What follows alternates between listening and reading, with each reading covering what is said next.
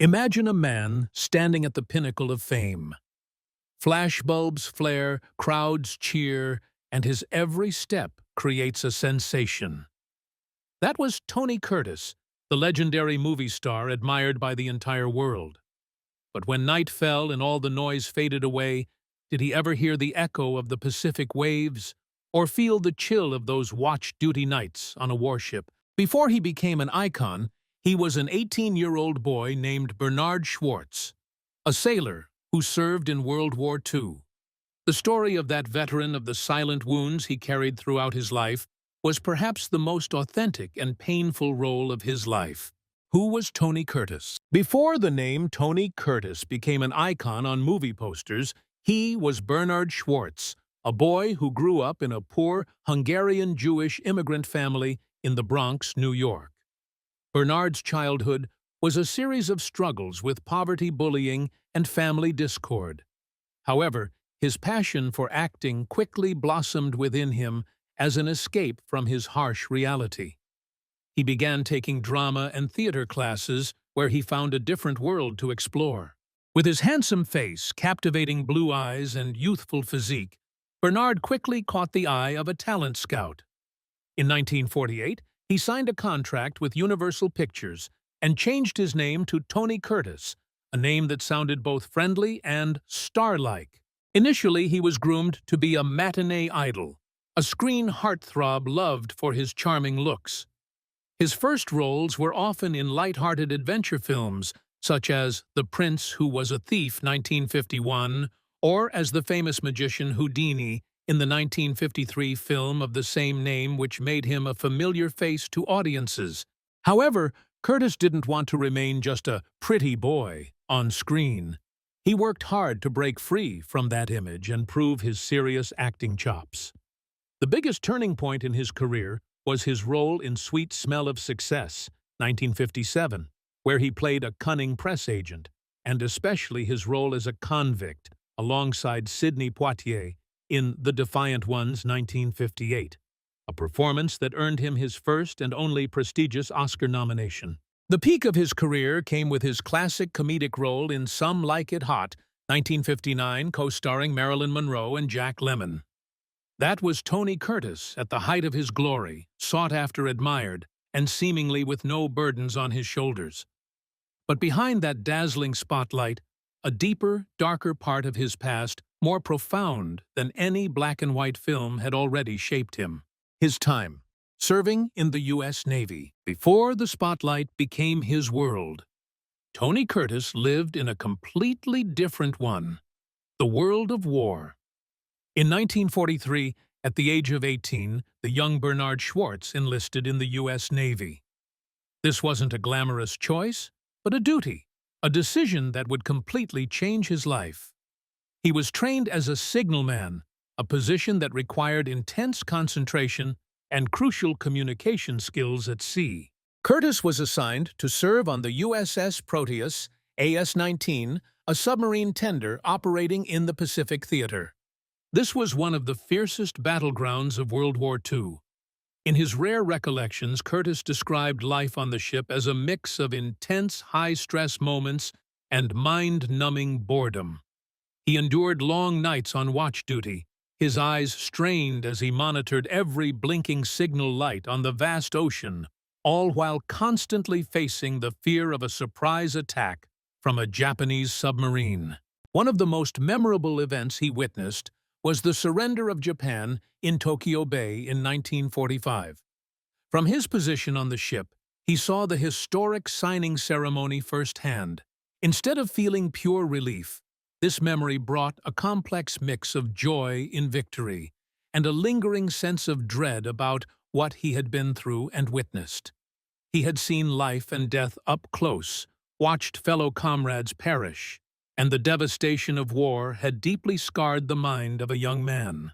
The invisible psychological scars. After the war, Bernard Schwartz returned, but he was no longer the same Bernard. Although not officially diagnosed at the time due to limited knowledge of war psychology, his experiences on the battlefield left him with clear symptoms of post-traumatic stress disorder, PTSD. Behind his charming on-screen performances was a man struggling with terrifying nightmares, sleepless nights, and a persistent sense of anxiety. His war memories became a haunting ghost, making it difficult for him to find peace. His reticence and silence about his military past were not just due to the cultural norms of his generation, where men were taught to hide their emotions, but also a self-defense mechanism to survive in the glamorous world of Hollywood.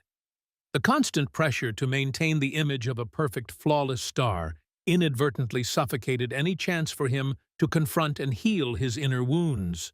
To cope with the pain and emotional instability, he turned to alcohol and drugs.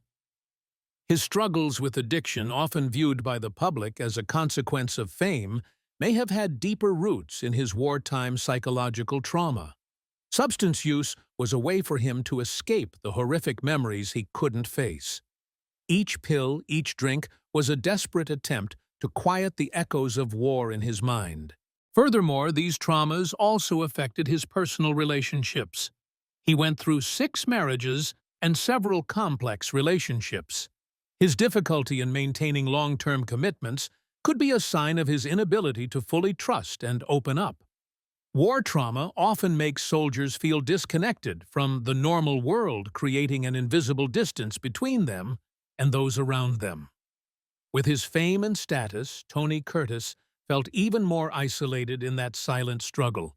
The stark contrast between the radiant Tony Curtis in front of the camera and the lonely Bernard Schwartz grappling with pain in the dark is a testament to a painful truth.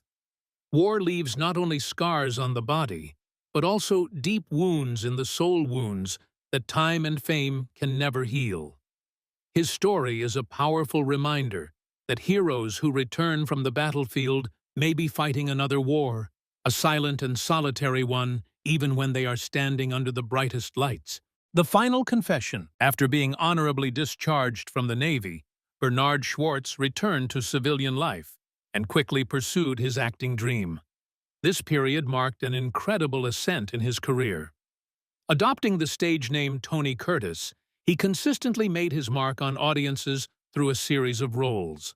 From romantic comedies like Some Like It Hot, where he transformed into a musician who had to dress as a woman to escape the mob, to more complex, dramatic roles like in The Defiant Ones, the film that earned him his Oscar nomination. Tony Curtis proved he was more than just a handsome face.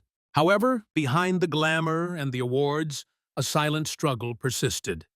The stage lights, the roles, and public attention couldn't soothe the deep psychological wounds left by the war. In a way, acting became a form of self-therapy for him. By immersing himself in different characters, he could temporarily escape his true self, the person haunted by painful memories. In his final interviews and memoir, Tony Curtis finally dared to reveal these hidden aspects. He spoke about his loneliness, his fears, and his sleepless nights. His story is a clear testament to a frequently forgotten truth. Returning soldiers are not always greeted with grand ceremonies. They often have to face the consequences of war in silence.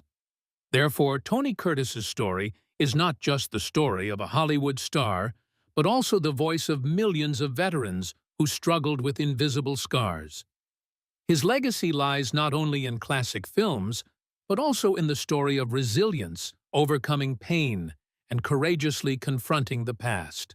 For those of us who lived through the 50s and 60s, Tony Curtis was more than just a movie star. He was a part of our youth, an icon of charm, of an era full of hope and change.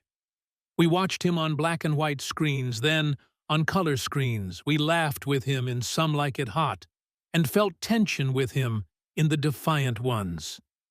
We thought we knew him, the man who conquered Hollywood, with his smile and sparkling eyes. But today, looking back, do we recognize that something was different? Was there at times a fleeting sadness, a deep-seated weariness in his eyes, that might not have been a performance, but a moment of the real person? The soldier Bernard Schwartz. In our time, PTSD, or psychological trauma, were foreign concepts. Soldiers returning from the battlefield were expected to be strong to quickly reintegrate and to forget the past. They weren't allowed to speak of their fears, their sleepless nights, or their haunting memories. Tony Curtis's story is the story of a generation of silent heroes who carried invisible scars that were never truly healed.